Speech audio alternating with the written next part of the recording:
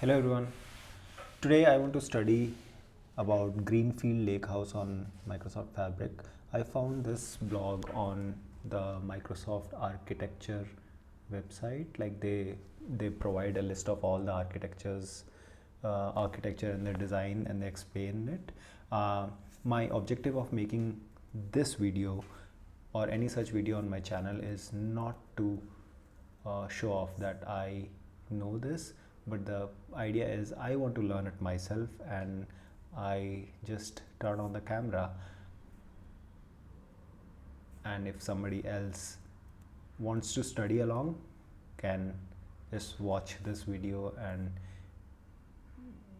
maybe he will learn along with me. Let's get started. So this title is Greenfield Lakehouse on Microsoft Fabric. So what is Greenfield Lakehouse? Let us quickly search for this. Greenfield Lakehouse is Greenfield Lakehouse refers to building a new modern data platform from scratch using a lakehouse design paradigm.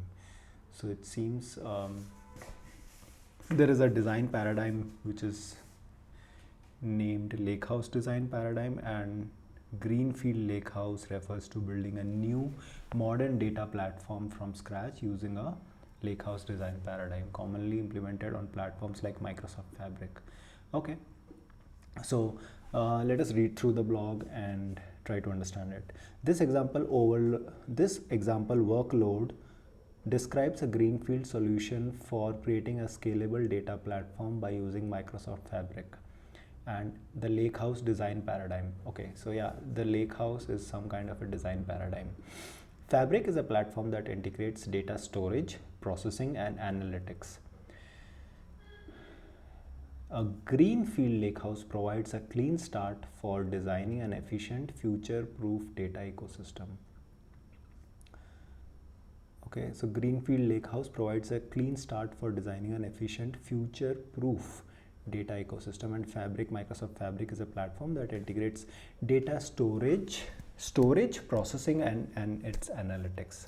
Okay, so this is the architecture diagram. Let us try to understand it first by viewing the diagram, and then we'll read about it. So step one, number one, shows this data factory, which is like taking input from various non-structured, semi-structured relational database. All the data is being input to it, and it goes to this data factory. From here, number two is, I think it goes to lakehouse first. It's called bronze lakehouse, and then from there it is read, or it is consumed by a notebook data flow notebook, and then which goes into another lakehouse called silver lakehouse. So it came initially to bronze lakehouse, then it went to silver lakehouse. Now from silver lakehouse it goes to another data flow notebook which pushes it to gold lakehouse. So there are three lakehouses in this diagram: bronze, silver, and gold. And the data is first consumed from like any kind of data, unstructured or structured. Not structured could be a PDF, document, images, and then semi-structured could be some kind of a format, structured data like CSV, JSON, XML, and then relational databases like strongly typed structured, like some kind of a database is being consumed inside this data factory. And the data goes from stage by stage to different lakehouses. First one is bronze, then it is silver, then it is gold. And then this is called batch processing. Okay, and then number three is this, which is, okay, this was like structured, non-structured data. This is like continuous stream of data, IoT devices or sensor data, gadgets, and then this is also getting consumed, and this is consumed by a stream processing unit. So this was getting consumed by a batch processing unit, and this stream data is being consumed by stream processing unit. So here it comes into a event stream, and then it also goes through, see the dotted line, it seems to me, I'm not sure, I will read through the blog later on to clarify what exactly is happening, but just by looking at the diagram it seems like the event stream is also going to the bronze lakehouse and following the same route as what we discussed earlier, the batch processing route. Anyways, this stream data is directly coming to event stream, and then it is going to two places. One is the activator, other one is called event house. It seems like just like lakehouse stores unstructured and relational database data, event house, you know, lakehouse, event house stores event the stream data is what I am thinking, and then it goes to activator. But then where does it go from activator? There's no output link here. Anyways, then there is also a real-time dashboard that is being shown here. So this box is called real-time dashboard stream processing, and the lower one is called batch processing. And then we also see OneLake and Microsoft Purview. Microsoft Purview is security of your data, so it seems that takes care of the security part. I need to study about OneLake, and then after step 4 we go to step 5, where it is being consumed by various services or various applications. Could be Microsoft 365, Power Automate, Custom API, Power BI, SQL endpoint, notebooks. And what is mentioned here is fabric capacity or premium capacity or premium per user. Okay, so overall what we can talk about this diagram is you have two types of data. One is stream data, other one is unstructured, structured, or like data from relational database. These are two categories. Stream data goes to streaming processing unit. The other data goes to like batch processing unit. Batch processing has like 3 layers of bronze lakehouse, silver lakehouse, and gold lakehouse.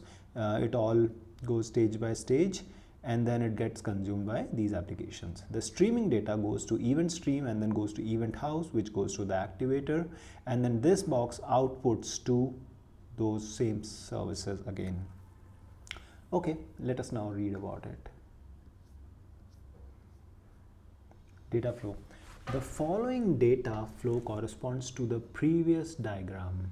The design reflects the Lambda architecture, which separates data processing into 2 layers. A high volume batch processing, and that's processed periodically for historical analysis. Okay. A low latency, high throughput stream processing layer for real-time analytics. Okay, so this batch processing is for high volume, and it's processed periodically for historical analysis, whereas the low latency, high throughput stream processing layer is for real-time analytics. Okay, this part is for real-time analytics, this is for periodical processing for historical analysis. Okay, the batch processing path handles the complete data set, which ensures data consistency and supports complex historical analysis. The stream processing path ingests and processes data in near real time, which makes it ideal for dashboards and anomaly detection.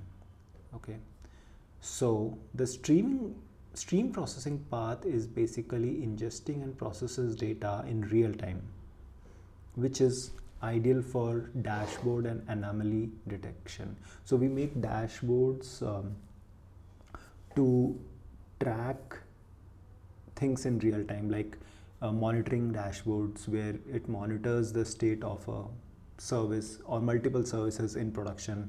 You might want to see if all your services are working properly or not. In that case, you just go to that monitoring dashboard and check the graphs or the analytics or the logs there and see if all the services are working, and if in case there is some alert, some issue, the dashboard is coded such a way that it will raise alerts or send you alert messages that something is not working properly. So all that has to be done real time. There can't be any delay. So it has to be like a quick response. So low latency, low delay, and then high throughput stream processing layer for real-time analytics. Okay, so that is taken care by the stream processing part. Then it talks about the batch processing, which handles the complete data set, which ensures data consistency and supports complex historical analysis. So in batch processing, you don't want to do things real time. It's like for historical analysis or periodical, like every day at say midnight we do analysis of that day and ask like how did things work, or what service did not work as per the expected performance level. We just want to go and check by analyzing the historical data. So it keeps storing in these in the data sources, and then is consumed by the batch processing unit for analysis periodically. Yeah, this two-pronged approach provides real-time insights while maintaining a reliable record for later exploration. Okay, got it.